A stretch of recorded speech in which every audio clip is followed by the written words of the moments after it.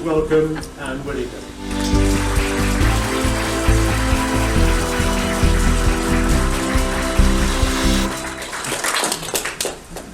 Thank you very much, ladies and gentlemen. Am I correctly positioned? Yes. It's a great pleasure to be here, and thank you very much, Chairman, for that admirably brief introduction. It's substantially better than one I got not long ago, when the Chairman was also trying to be brief, but he was in the most terrible fluster because the meeting had very badly overrun. Oh, this is a new experience. So he said to his audience, he said, well, you haven't come here tonight to listen to me, you've come to listen to Anne. So I'm not going to dwell on her biological details. But even that was better than the Chairman, who said with great assurance, now we come to Ann Widdecombe, who always impresses the House of Commons with her debatable qualities. But the introduction which I dread most of all is one that I do quite often get, when whoever is doing it says, and Anne is well known for her Christian principles. And this always causes me to wince, because during one general election I produced a leaflet that was actually called Standing Up for Christian Principles. And I was in the very busy centre of Maidstone, which was my constituency, but it was a Saturday morning. So the whole town was jam-packed. It was just full of people. And my agent had just finished transferring a whole lot of election literature from his car to my car, and he was driving away. And I suddenly realised that he hadn't left me any of that particular leaflet. Whereupon the whole of Maidstone heard me hail on my loudspeaker, Brian, come back! I haven't got any Christian principles. And you know, it's sad, but it is true that my majority went up. What I'm going to do today is talk a bit about some things that I've done, mainly since leaving Parliament, but then at the end you're very welcome to ask me questions on almost anything. I used to say to audiences, oh, you can ask me questions on anything at all. But then one evening a lady stood up in the audience and with a completely straight face, there was a scandal going on involving the Labour Party at the time, and with a completely straight face she said to me, please could you explain to us here why anybody would want to have an affair with John Prescott? And I still don't know the answer to that question. But you can ask me anything else. You can ask me about any aspect of Parliament or current politics. You can ask about any of those excellent books which will be on sale afterwards. Very clean. You can give them to anybody for Christmas. In fact, it's how I sell my books at party conference. I stand beside the stall and I hold up whichever book I'm promoting that year and I yell at the passing delegates, very clean novel. Strike a blow for decency. Get your clean novel here. No swearing. No sex, no refunds either, by the way. Buy it for Granny for Christmas. And 1 year that I was doing this was the same year in which Edwina Curry had produced her diaries. And the chap who was then organising the book selling at party conferences has a great sense of humour. And I was standing there doing my very clean novel act. And I could hear a certain amount of mirth going on. So I looked round and sure enough, right in the middle of my novels, he had put a heap of Edwina's diaries. So that year my patter changed. Very clean novel. Very dirty diaries. And I don't know what it says about the party I belong to, but that year I sold 500 and Edwina sold 14. Now, when I first started doing these talks, I used to begin at the beginning and sort of work through. But ever since I did Strictly Come Dancing, I find that if I do it that way round, everybody sits there looking at me as if they're still waiting for the main event. So these days I turn things round and I begin with Strictly Come Dancing. Now, they came to me every year without fail, from 2004 until 2009. And every year, equally without fail, I said to them, no, go away. But then two things happened. The first was, I saw John Sargent doing it. And I thought, oh, you don't have to be able to dance. But the second and far more compelling factor was that I retired. So quite suddenly, I no longer owed anybody any duty of time or dignity. Well, that second one is quite important if you're an MP, or at any rate it used to be. So I thought, well, there's no reason why I shouldn't do it now. Yeah, I will, yes, okay, I'll do it this year. Well, in the very first 2 hours of the very first morning's training, Anton said to me, I think the less time you spend with your feet on the floor, the better.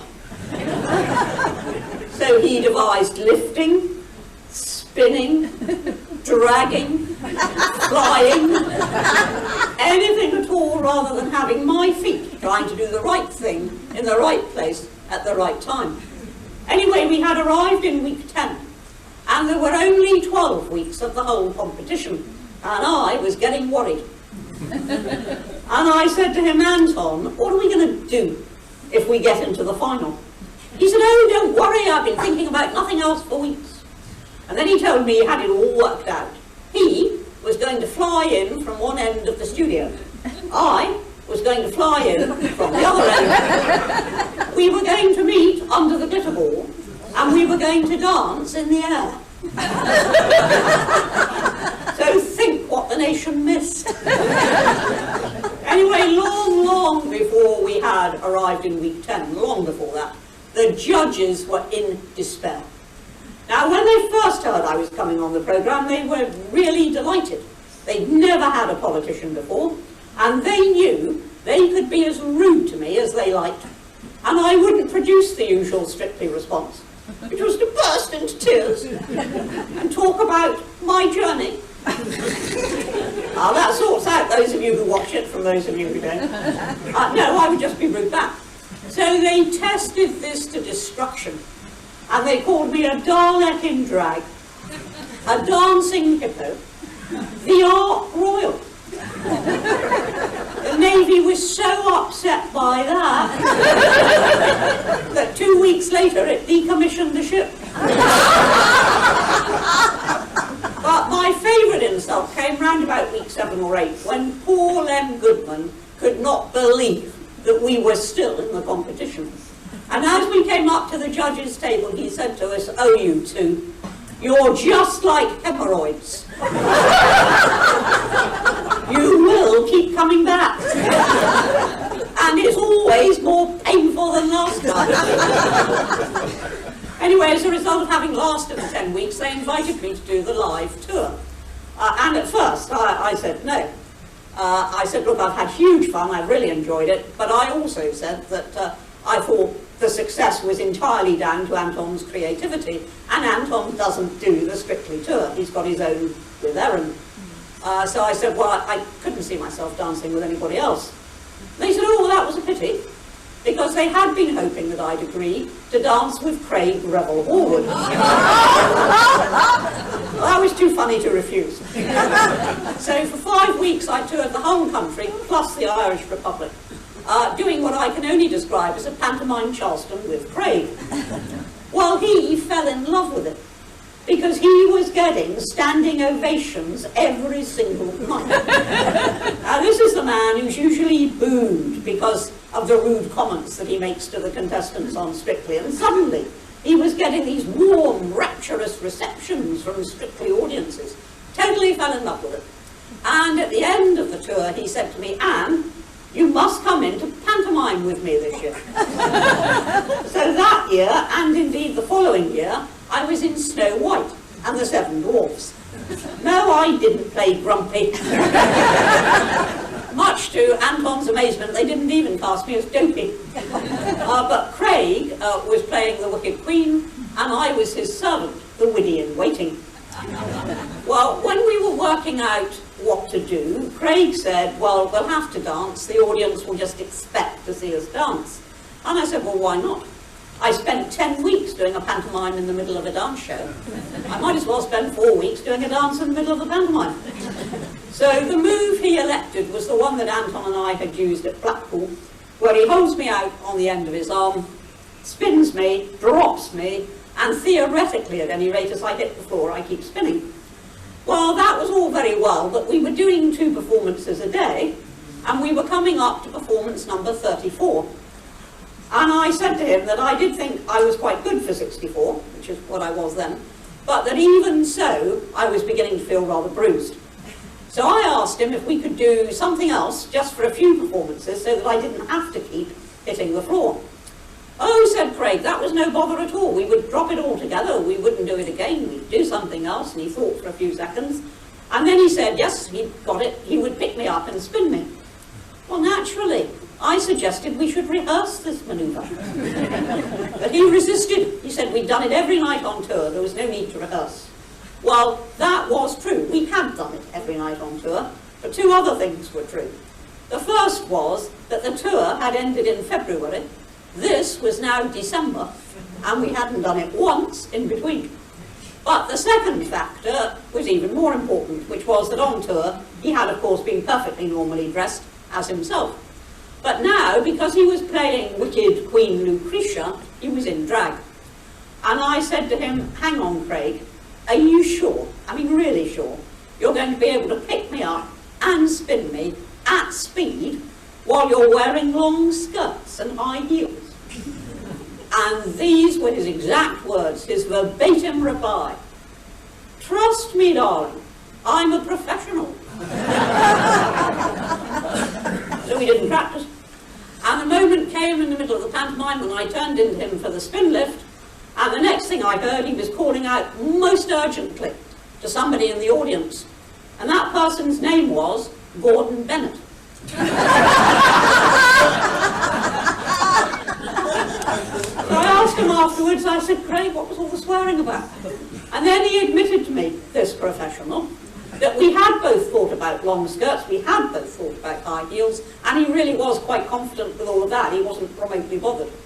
What neither of us had given a second's consideration to was that because he was dressed as a woman, they had equipped him with a false bust. And because it was false, there was no giving it, whatever. So he couldn't hold me where the man always holds the woman for the spin lift, which is against his chest. I mean, there is no other way of doing it, or there wasn't until that night. And he then admitted to me, this professional, that it was only as he was taking me from the ground, and not a second earlier, that he suddenly realised, first of all, that he wasn't going to be able to hold me in the required position, but secondly, that he had absolutely no idea whether he had to hold me, therefore, below or above. So, in that manoeuvre, which looks effortless on television, just looks as if it flows, but actually it's massively hard work. Now, it's obvious why it's hard work on the man. He's got to pick the woman up, lock her into position, and then maintain that through very, very fast gyrations. So it's obviously going to be tough on the man. What's less obvious is it's very tough on the woman. And it was physically the hardest thing I had to do on Strictly. Because in that manoeuvre, the man's arms are out in front of him like that.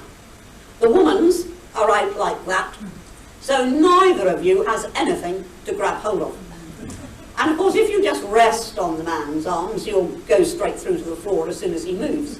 So what we're taught to do is that as soon as we feel ourselves being lifted, we get ready to clamp down and to clench in with the only things we've got to stay on the man's arms, which are our shoulder muscles.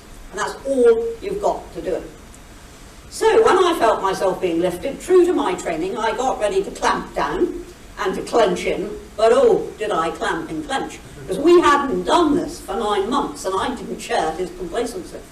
So therefore, When he first of all tried to get me there and then realised no, he was going to have to try and get me up here, he was trying to manoeuvre a clamped down dead weight of significant proportions. So if ever you hear Craig Revel Horwood tell anybody on Strictly that it looks as if there has been inadequate rehearsal, just remember that cautionary tale.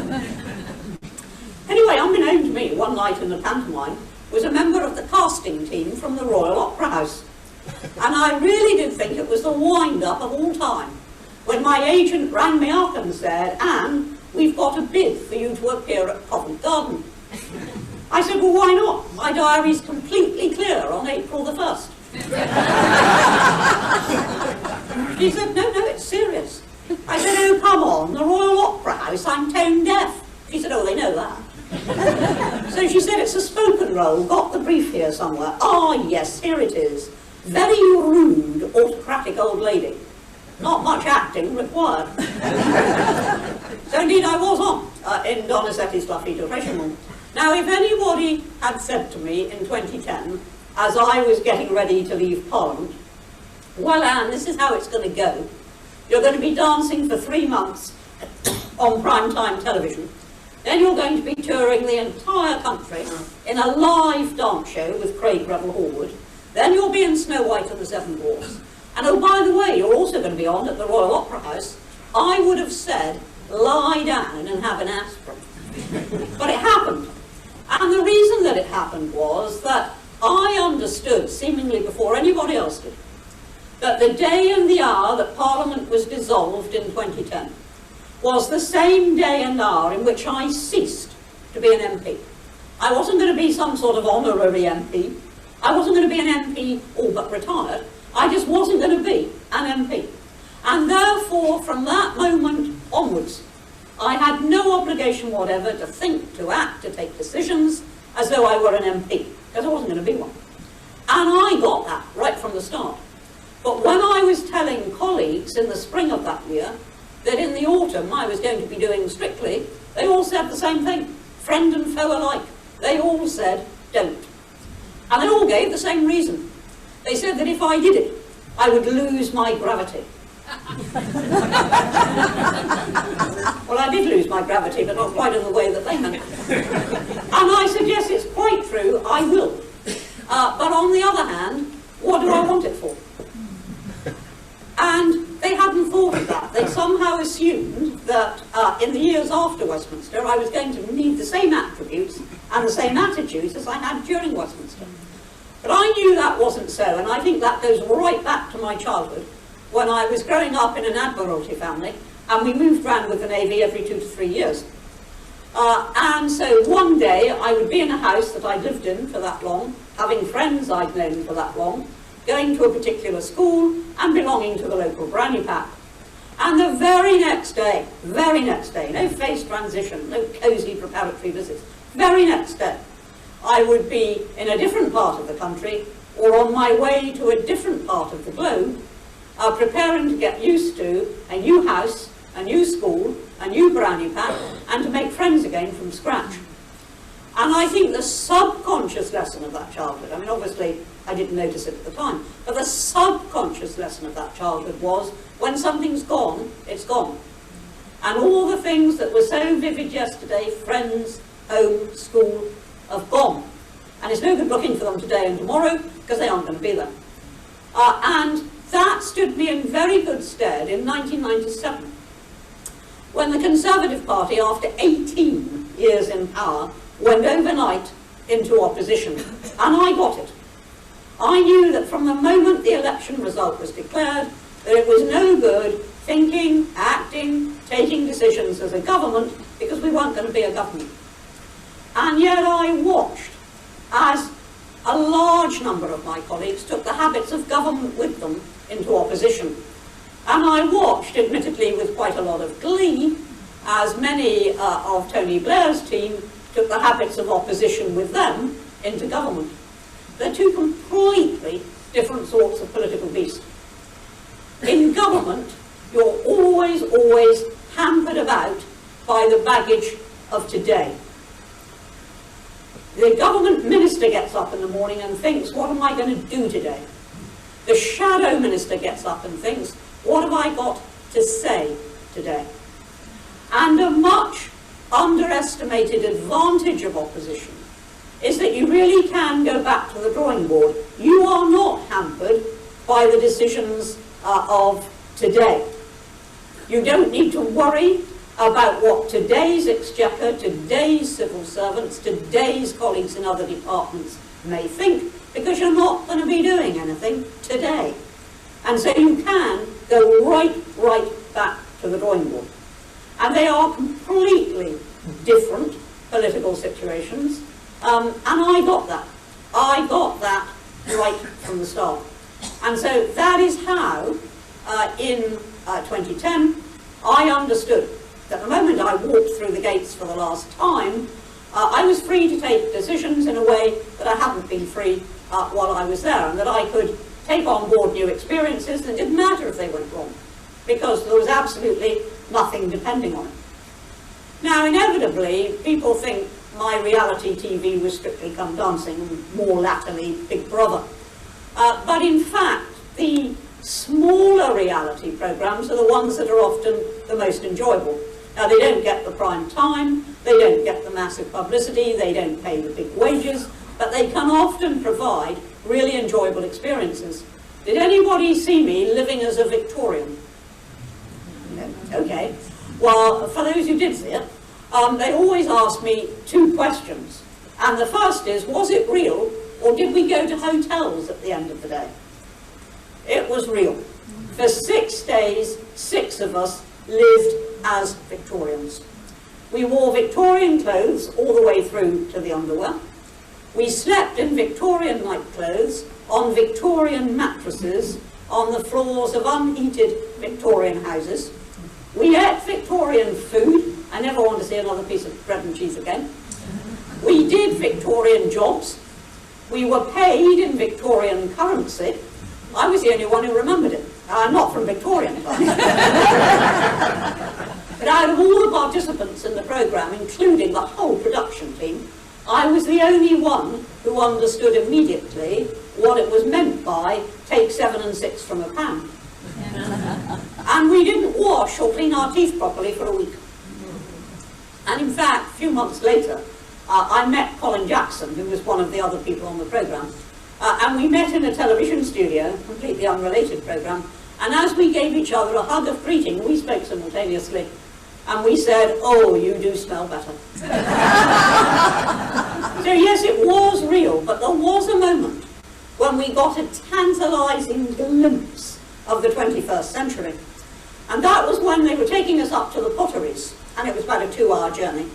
And they couldn't take us in a Victorian coach and horses, obviously, and they were never going to put us into a nice modern coach, because that would have been against the whole ethos of the programme. So they compromised with a basic minibus. Now, because it was a basic minibus, there was no sanitation on board, so they had to stop at a motorway services station. What the ordinary clientele thought when these 6 filthy working-class Victorians came in, I don't know. But the production team was really wound up, because they were terrified that while we were there, we weren't just going to go to the facilities and get straight back on the minibus. No, no. We were going to evade their vigilance, and we were going to buy a latte. How you buy a latte with 6 and half crowns, I don't know. But in fact, the attraction of that stop was not the prospect of an illicit latte. The attraction was hot water on tap.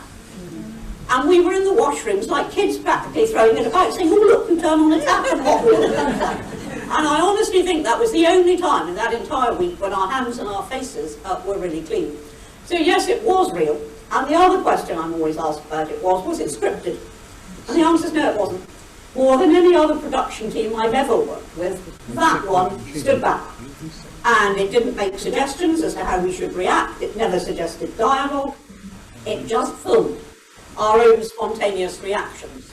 So when I led a workers' revolt, that was genuine. And everybody says, "Oh, Anne, that was so ironic, it had to be scripted." But it wasn't. It was genuine. It was my reaction to the conditions of the time. And I honestly think that if I had lived in those times, I might well have beaten Keir Hardie to it by about 20 years and founded the Labour Party. I wouldn't have stayed long, but I think, so it was real. And then in addition to the reality stuff, what I really enjoy doing on television is making documentaries. And I've made quite a lot. But the one that stands out in my mind is one that was called Moses and the Law, but in fact was about the Ten Commandments. And obviously, what I really recall from that programme is going up Mount Sinai and watching the dawn rise over the desert. But I also treasure a very small vignette from that programme when the producers thought up a wheeze, as producers always do. And they said, right, well, in this country, our law is based on the Ten Commandments. So we'll go up to London, and we'll go to the law courts, and I will hold out my microphone, and I was supposed to Shanghai passing barristers and challenge them as to how many of the Ten Commandments they could remember. So up we went to London, and I held out my mic. The first man I challenged was a much older barrister. And I said, oh, hello, I'm Ann Widdecombe from ITV, as I suddenly realised that the man I was about to challenge was the then Lord Chancellor, Charlie Faulkner. He got 5. And being the Lord Chancellor, when he ran out of steam, he said, and the rest don't matter. That was quite worrying, because among the ones he didn't get was thou shalt not bear false witness. And in fact, you know, we were there 20 minutes before any of them remembered that. But the vignette I treasure was not the Lord Chancellor. It was right towards the end when I challenged a much younger barrister. He looked as if he'd only been qualified a matter of months. Told him what I was doing, asked him how many of the Ten Commandments he could remember. And these were his exact words. He said, I'm very sorry. I won't be able to help you. I don't know anything about the Ten Commandments because I'm Jewish.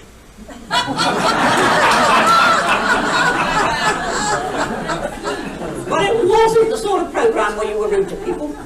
So I did let him get right out of earshot. But then I can be heard saying quite clearly on the rushes, yes, but so was Moses.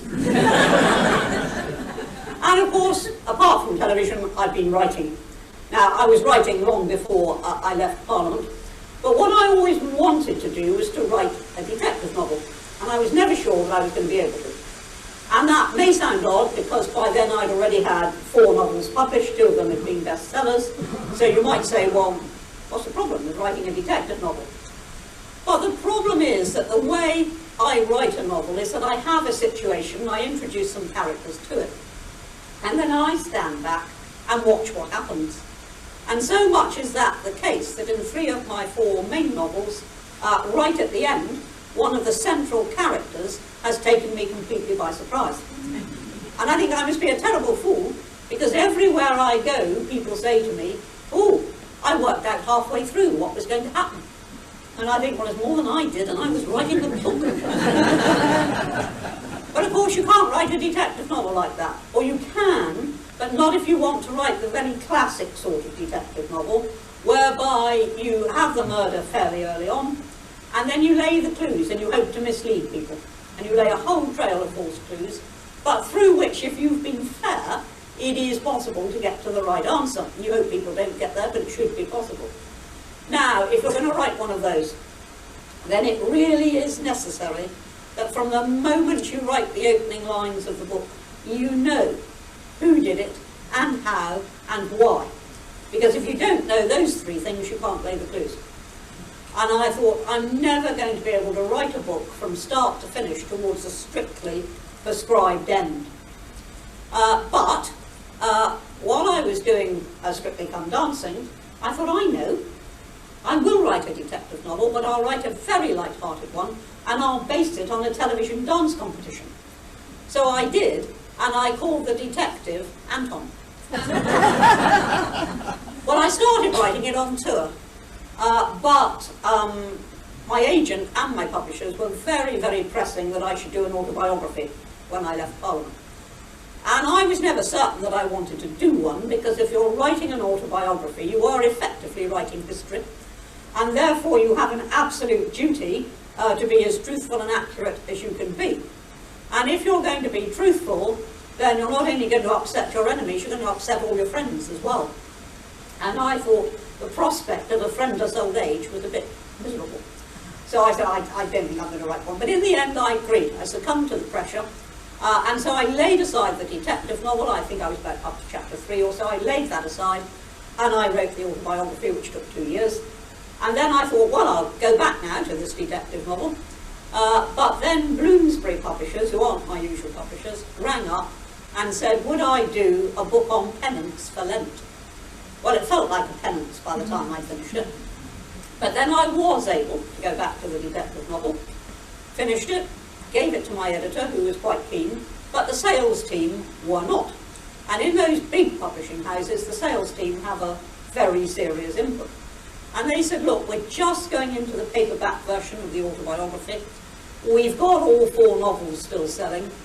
It's just not exactly the right time to introduce a third genre. So I wasn't prepared to wait until it was the right time, but also I didn't really want to leave those publishers. My agent went round other publishers and she did indeed get an offer. But I thought, if I self-publish this one, I can stay with my usual publishers. I don't have to set up a new contract, build new relationships with a different publisher. So I thought, yeah, I'll self-publish. It's only a light-hearted detective novel. It doesn't matter if it goes wrong. I'll self-publish. Well, now, because everybody's got a book in them, people are always asking me, is it really worth self-publishing? And the answer is there is one big plus and one big minus. The big plus is immediacy.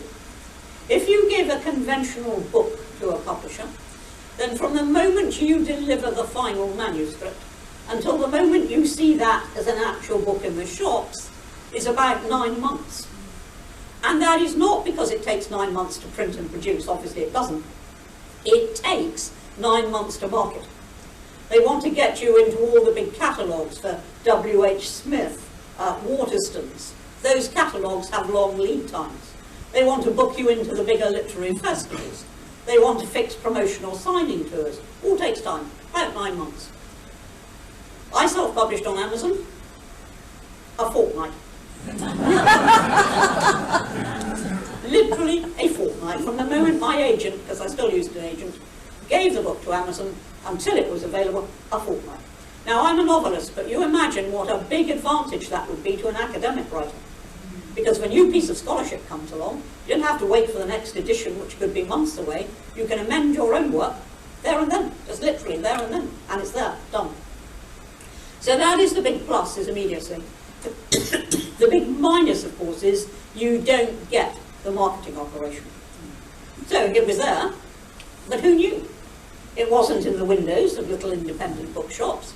It wasn't on this week's new fiction on the tables in W.H. Smith. It wasn't this week's bestsellers in Waterstone shelves. Nowhere.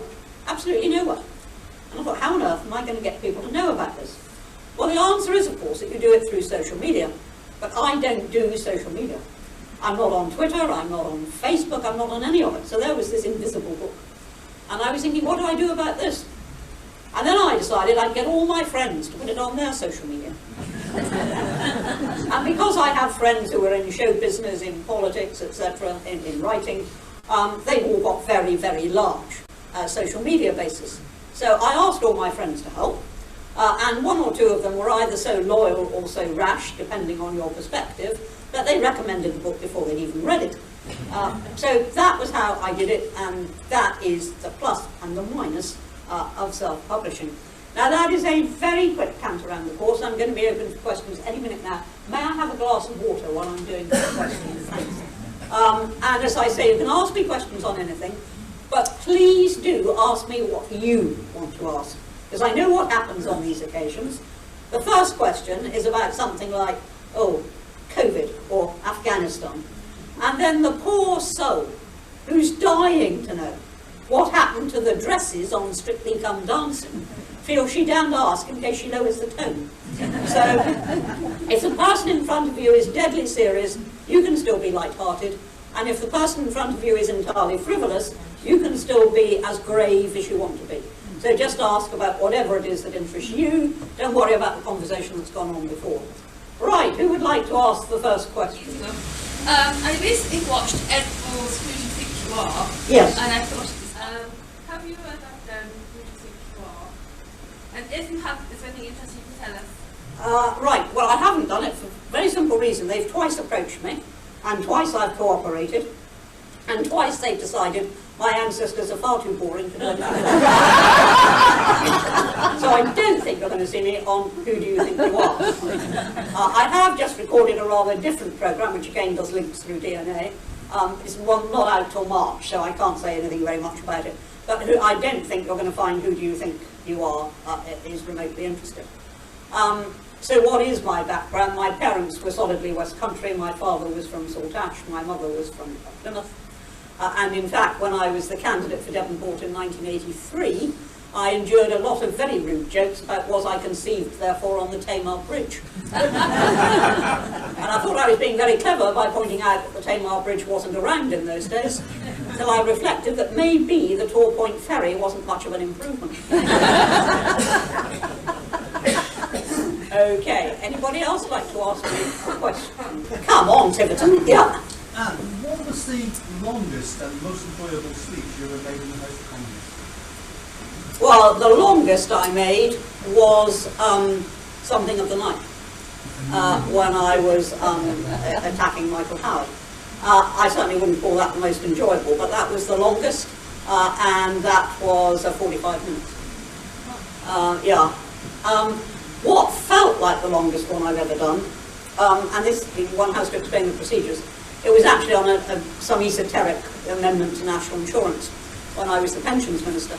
But what happens in the House of Commons is that you are scheduled to end at a certain time, and the debates have to go through until that time, unless they're allowed to collapse early. And I was doing this very, very, very narrow amendment on national insurance. And suddenly I got a message from the whip saying, keep going till 10 o'clock. I'd already said all that I wanted to say. I was standing there at the dispatch box and I thought, right, okay. So I began a very long diatribe about the origins of national insurance, and I was expecting the Speaker to shut me up any minute. He said nothing, whatever to do with the amendment. But the Speaker understood what was going on. But quite literally, for over an hour, I stood at that dispatch box talking about nothing. Because that was what I'd been told to do. Okay, yes. What are your thoughts on the politics of today? Yeah, that is a very, very broad question. I'm very disappointed with the state of British politics. First of all, I think that the quality of Member of Parliament is generally appalling. Now, I'm not going to say that there aren't a few good people there, because I think there are.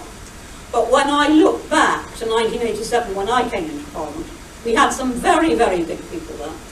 And even in our intake, on the Labour side there was a brain surgeon, on our side there was a consultant gynaecologist, and we took it for granted that Parliament recruited at that sort of level.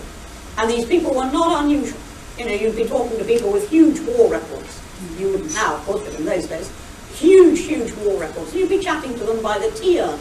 You know, they weren't anything exceptional. Now, you would be very hard put looking around the House of Commons to find that sort of quality. And I think there are several reasons for it. The first is quotas. Both major parties have decided that we haven't got enough women, we haven't got enough gays, we haven't got enough ethnics, we haven't got this and we haven't got that. And so, in the Labour Party they have all women shortlists, in our party we have the A list, and the aim is to try and get people pushed into Parliament, rather than simply say, it's a free-for-all based on merit, which is how it used to be.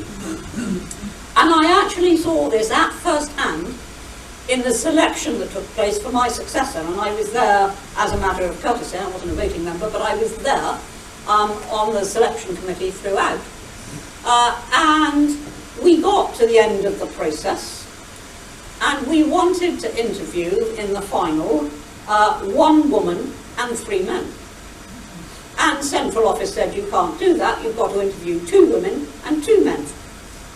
And we said, well, hang on, the next nearest woman is miles away. You know, we've got all these men in between. No, no, no, no. 2 men, 2 women. And I said to the Central Office agent, I said, are you telling this committee that we cannot select on the basis of merit. And he, being very honest, said, "I'm afraid so." Now that is replicated everywhere. Consider the Labour Party's all-women shortlists brought in during the Blair era. Just consider that. If you're a man and you've grown up in a constituency, you know it like the back of your hand, you've brought your own children up there, you've used local schools, local services, you know it backwards, and the seat falls vacant, and you want to put your hat in the ring, you can't if it's an all-women shortlist. So quotas, I mean, they're not, we haven't said there must be 25% or there must be this or there must be that.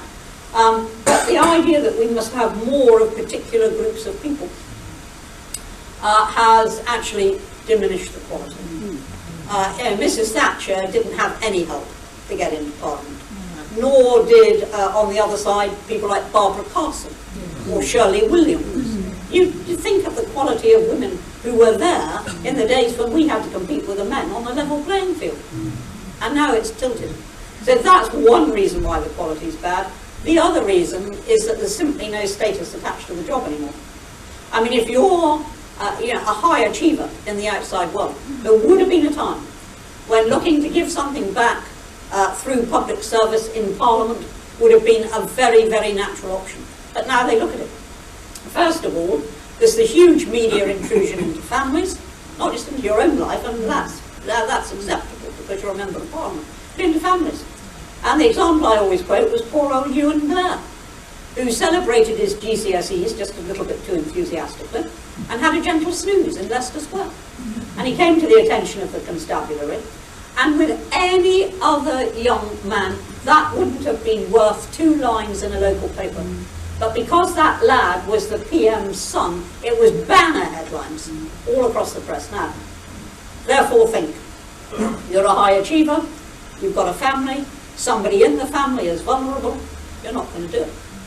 Nor are you going to be interested in joining a profession where every single bus ticket is held up as an abuse of expenses. And you're just not going to want to do it. And there's very many factors combining together to make a very low quality of Parliament. That is the first thing. The second thing, I think, is that both parties are guilty of putting PR before policy. And the fact is sometimes you have to do very, very unpopular things, and you should do them. Yeah, well, special advisors are fine, they really do have a role, because when you're the minister, policy, etc., is being decided with the civil service, but you're always going to need advice on the political aspects of what you're doing, and that is what the special advisors are for. And you're supposed to have a complete division between the two, and the civil servants don't handle the politics, and the special advisors look after the politics. I don't have a problem with the concept of a special advisor, but it's got out of hand.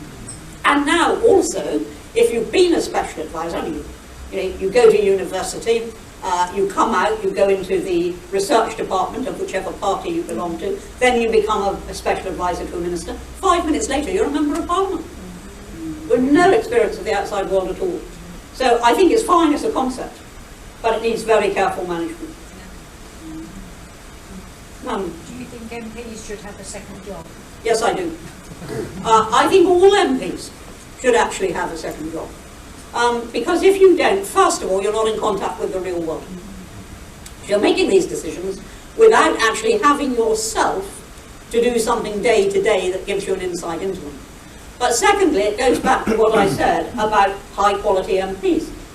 Nobody, if they've got a family to support, is going to say, and they want to help their children buy houses and goodness knows what else, and they're high achieving and they're high earning, nobody is going to say, well, I'm quite happy to work 24/7, which is what being an MP is, for a very fraction of what I'm used to being paid.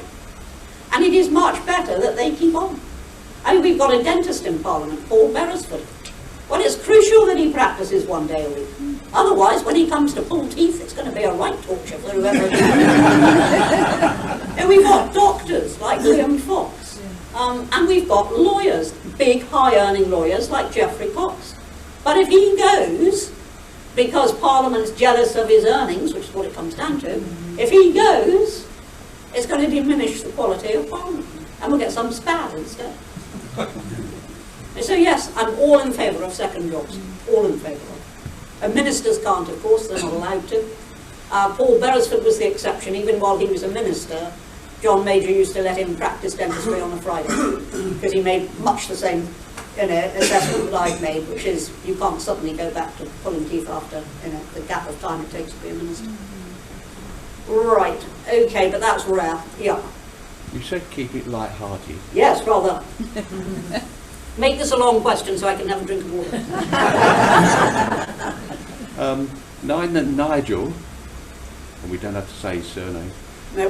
is possibly coming back into politics. Are you going to support him? And what was it like working with him? First of all, working with Farage was great because he had an aim. And the aim was Brexit.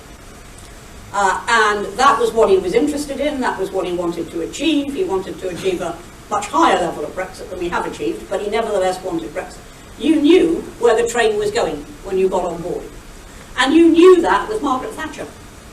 But whether you agreed with what she was doing or not is not the point.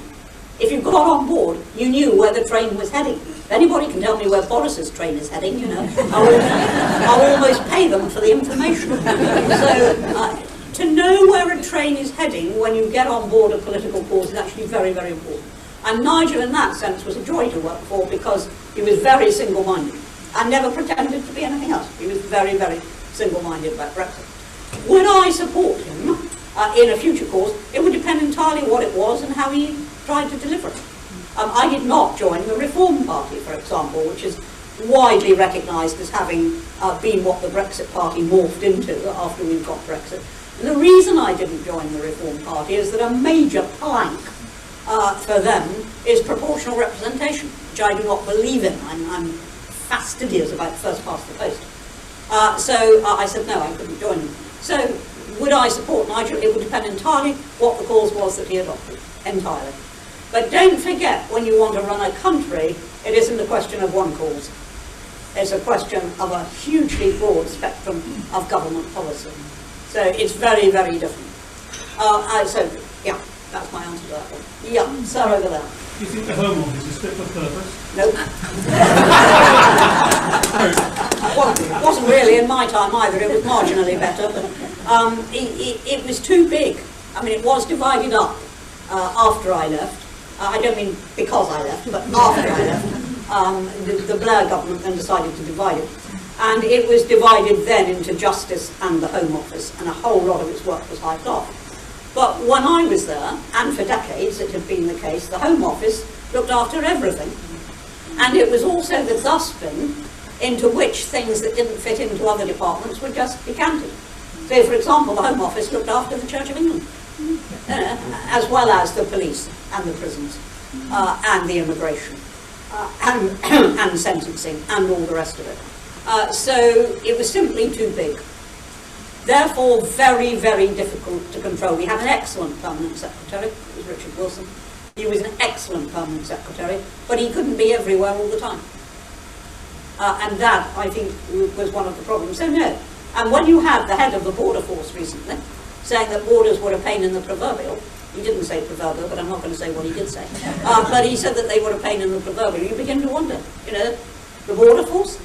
What are they there for except to enforce the pain in the proverbial?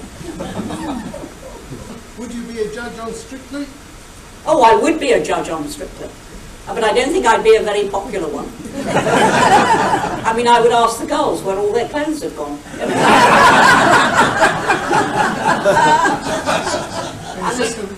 And the second question is, do the judges get to see the dress rehearsal on Saturday? Yes, they do. Right. They don't take part in the dress rehearsal. We put in substitute judges for that, just to get the timings right, basically. So they don't actually take part in it, but yes, they can watch. The question is, in a nutshell, is the judging fixed? It's not. I mean, it's not. There's a public vote which is monitored by independent scrutineers, and it should be quite impossible to fix it. However, having said that, on the night that Anton and I went out, I met Len Goodman before the vote had taken place, and he said to me, "Oh, I do hope you've enjoyed it and that I haven't been too harsh." And I thought, but they've always fiercely denied that anybody knows in advance what's going to happen. People will stay on when they're no use, simply because they're entertaining the public. I mean, why did I last? I mean, why did John Sargent last? Why did Ed Balls last? Though Ed was actually quite good. If you're entertaining the public, it isn't just a dance show. If it were a dance show, you wouldn't have, Ann Widdecombe and Cara Toynton, who won in my day. You wouldn't have them both on the same programme to start with. So it's not a dance show. It's an entertainment. It's a family entertainment. And in fact, the biggest compliment I got when I was on Strictly, I considered the biggest compliment, was when on one day at Paddington Station, a lady stopped me and said that every time the programme came on, her 4-year-old son said, "Where's that granny, mummy?" I want that granny to win. So that is why people last, because they are genuinely entertaining the public. I always said I didn't expect to get into the final. I was rather hoping for the semi-final. But I always said I didn't expect to get into the final for the simple reason that at that point it matters. But until that point it doesn't matter, because you may be knocking out better dancers, but you're not knocking out people who are going to win. It's when it comes to the very final stages where the people in it have a real chance of winning, that at that point the public become rather discerning about ability. And ask what my views are on Insulate Britain. They're pretty unprintable. First of all, I think the police should do a much sharper job than they do. And if somebody is obstructing the highway and stopping, as has happened, ambulances and people trying to get to hospital and people on all manner of compassionate causes, you never know why anybody else is on the road. They may be absolutely desperate to get somewhere. And I think doing that should be, and at long last has been, punishable by prison, but it should be, the freedom of the highway should be enforced. Should be enforced from the very start. And as for their cause, it is totally balmy. In fact, we have gone balmy over climate change. You don't have to deny climate change to ask yourself this question. While China and India are belting CO2 into the atmosphere and show no sign whatever of restricting it, and we are only causing 1% of all the world's emissions, for us to actually introduce a whole load of legislation, which means people have got to spend a fortune on new boilers and cars that probably won't even be chargeable, when you've got all of that going on, you've got to ask, is it worth it? Is it worth it? And you might as well throw a sugar cube in Loch Ness and say, oh look, I've sweetened the waters. So I think their cause is poor, but their behaviour should be policed. I mean, I can't just sit down in the highway and hold up the traffic. No. I wouldn't get away with it, nor would any of you. So the fact we have a banner saying Insulate Britain shouldn't make any difference. Right. Okay, so. How far does security go for MPs? No further than it is at the moment. Let me say this, I was a great friend of David Amos, who was the MP who was recently murdered in the constituency circuit. I was a very close friend of David Amos and his family. And I know that the one thing he would never want is for what happened to him to result in a greater distancing between MPs and the public. Now, I always regretted it when a great screen was erected between the public gallery in the House of Commons and the Chamber. We'd never had a screen before, and then Fathers for Justice, which is a cause in which I did believe, but Fathers for Justice threw talcum powder at the Prime Minister. And immediately everybody said, it could have been anthrax. So we've got to stop that ever happening again. You're always legislating for the last crisis. You've got to stop that happening again. We put up a glass petition.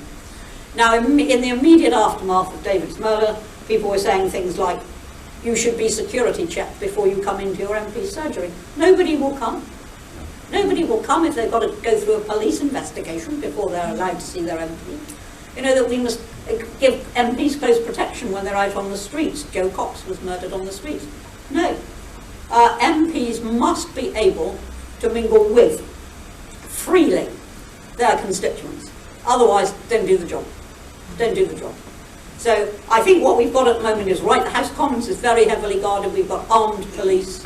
There is an awful lot of security there. They check every car that comes in, they slide mirrors underneath and all the rest of it. They've been doing since Ari Neve was murdered. That is fair enough. But further than that, we must not go. And short of which, you won't prevent it anyway. You know, if somebody's really determined, it was a bit like Dunblane. And there were immediate calls for the outlawing of all handguns. But the problem was not guns that were legally held. And if a madman is going to run amok and he can't have a gun, he'll run amok with a machete. You know, there's always a next time. We just have to live with some level of risk.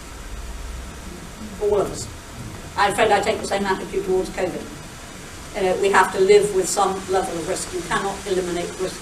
No, I don't think any government has the right to say that their citizens must have any particular medical procedure.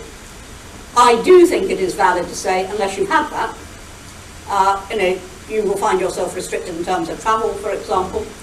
I don't mind that. I mean, all my life I've either had to have yellow fever certificates or in the old days cholera or whatever it was before I could travel. So I will accept that the government can say you must have it in order to do certain things. Very, very limited number of certain things, because I believe in free choice. And what the government should be doing is persuading people with the vaccine. And at the moment there's a very, very good reason. The overwhelming majority, I think the last figure was something like 75%, of those who are in hospital with COVID now were not vaccinated. So the vaccines are working. And I mean, the one thing I will give this government, and give it to them big time, is that they took the initiative on vaccines. You know, and thank God for Brexit, and that we were able to do it as comprehensively as we did it. And Boris actually ordered vast quantities of vaccines before they'd even been approved. You know, we got the vaccination process underway very well in this country. And I believe in the vaccines, but do I believe in compulsory vaccination? No, certainly not. Certainly not. You know, do you end up like China, where it's compulsory abortion if you violated the one-child policy that was then enforced, and was enforced for decades? No, an individual's medical decisions must remain that individual. All right, okay, anybody else? We're not going to go away thinking about vaccines. We need a jollier. We need a jollier. Right, oh, hang on, keep your hands up. 1, 2, 3, 4. One at the back. The question is, as I enjoyed myself on Strictly, would I like to join the local line dancing class? The answer is no. I never was dancing. People are always saying to me, are you still dancing? I say I was never dancing. Anton called it many things, but he never called it dancing. Okay, number 2, yep. Were you offered the chance to buy your dress from Strictly? No. The dresses get sold in the United States. The question, sorry, was I offered the chance to buy any of the Strictly dresses? Why would I want to anyway? But the dresses get sold in the United States. And when I was about to do the live tour, because we do these huge venues like the U3a and things like that, Craig really wanted me to wear something that stood out. And he wanted me to wear the dress I'd worn at Blackpool. And when I first saw that dress, I christened it Big Bird, because it was bright yellow and it was covered with yellow feathers. I looked like a giant canary, and I called it Big Bird. So I rang up wardrobe and I said, please may I borrow Big Bird for the tour? And they said, oh, we're terribly sorry, it's just been sold in the United States. So I had visions of some American going round in his fast. Anyway, I used something else on the tour. But then, when I walked into my dressing room for my first pantomime, there hanging up was Big Bird. So obviously the Americans sent it back. There was 3 round here somewhere, yes. Do you happen to know the name of Boris's hairdresser? The question is, do I know the name of Boris's hairdresser? Presumably to avoid. No, I don't know the name of Boris's hairdresser, but what I do wish is that Carrie would just make sure that he has a permanent comb in his top pocket so that he can use it before he speaks. Right, and there was one over there, I think. You answered it already. I was going to ask about the dresses.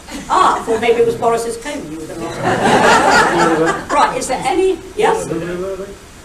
What next for Ann Widdecombe? Goodness only knows. One of the great joys of doing it like I'm doing it at the moment is that I don't know what's going to happen next. You know, I don't know until the telephone goes or my agent sends me an email or whatever. I have no idea what's going to happen next. And that's one of the joys.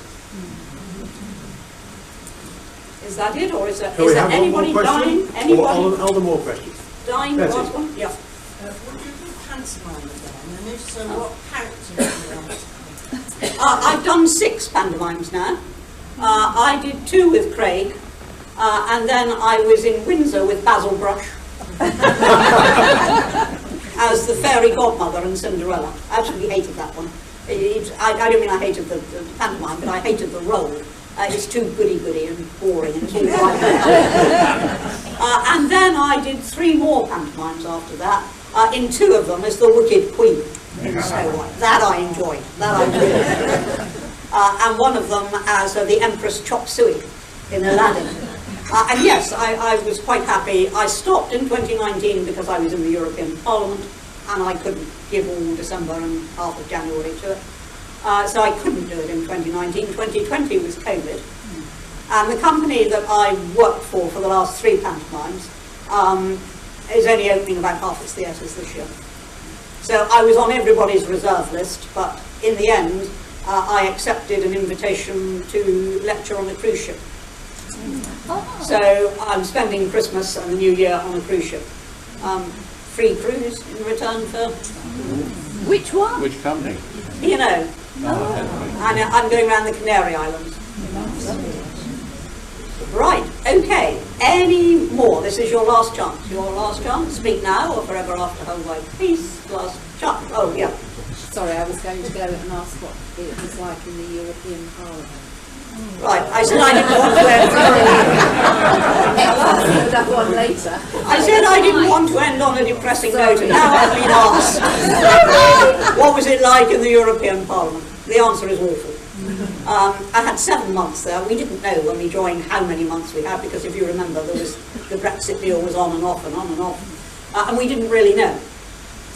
So we joined in. Well, the first session was in July, and we sat through until January, and then we left at the end of January 2020.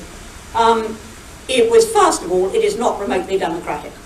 Everything is decided by the Commission.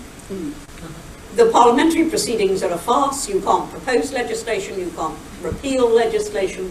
You are limited to 1 minute when you speak, 1 minute. The group leaders can speak for sometimes 3 minutes and sometimes as many as 8 minutes, but it's 1 minute for everybody else. The expenses are corrupt. Every single month I was paid a sum to run my UK operation. I didn't have to claim it, as you do in Westminster. I didn't have to provide any receipts. I just had to be nothing more than a member of the European Parliament to be given this sum for my UK operation. Well, I didn't run a UK operation in the sense of having offices and things, because we were always going to be leaving in 2 months' time. So I did it all on the website, because I had a constituency that went from Gloucester down through the Scilly Isles to Gibraltar. And point of an office anyway would have been rather silly. So I did the whole thing remotely, and there were the costs of my website, and that was it. So when we came to the end of our time in the European Parliament, I had accumulated from this allowance £27,000. So I said, how do I pay this back? They said, do you want to pay it back? I said, well, I haven't used it. They said, oh, well, we'll look into it. So they looked into it, and there was a procedure for paying it back. But in Westminster, you would have A, had to account for every penny that you claimed, and B, if you weren't using it, you wouldn't get it. And now you think, if I got £27,000 of unused allowances in 7 months, what people who've been there a quarter of a century can amass. And yet, they don't expect you to pay it back. I did. At some effort. I mean, the effort with them, not with paying it back. Right, okay. Now, absolute final, but can it please be frivolous? No European Parliament. Frivolous. A frivol to end up with. Frivolous question. May I ask from Wants to chat? frivol at me for just... Yep. What was your most embarrassing time in the house? The question is, what was my most embarrassing time in the house? I'm not sure I had an embarrassing time, but I did notice some very funny moments. And there was one in particular where there is the Speaker's procession. In those days it was at 2:30 in the afternoon. Speaker's procession, whereby at the very beginning of the parliamentary day, the Speaker goes from the Speaker's house all the way along a very long corridor, it really is a very long corridor, along by the library. Then he turns into another long corridor and comes into the public lobby, where members of the public can be, and then processes through the members' lobby and into the chamber and onto the chair. And it's a very formal procession. In those days the speakers wore wigs, and the train bearer came behind holding up the speaker's gown, and the mace bearer came behind with the mace, and the clerk of the chamber came behind with the big parliamentary rule book, and it was a very, very formal procession. And when it reached Central Lobby, and this still happens today, when it reaches Central Lobby, the policeman on duty calls out, "Hats off, strangers!" And immediately there's total silence because nobody knows what's going to happen next. Anyway, on one occasion the Speaker was coming through, and very formal procession, and reached Central Lobby, and the policeman called out, "Hats off, strangers!" Dead silence fell as everybody wondered what was going to happen next. And at that moment a Labour member came out of the members' lobby, and he saw over the other side of the public lobby Neil Kinnock, and he wanted to speak to him. So he came out and he said, "Neil," and everybody did.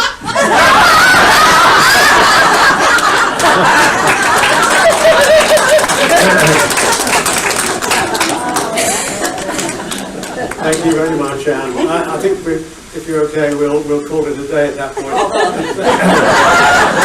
Yes, I know.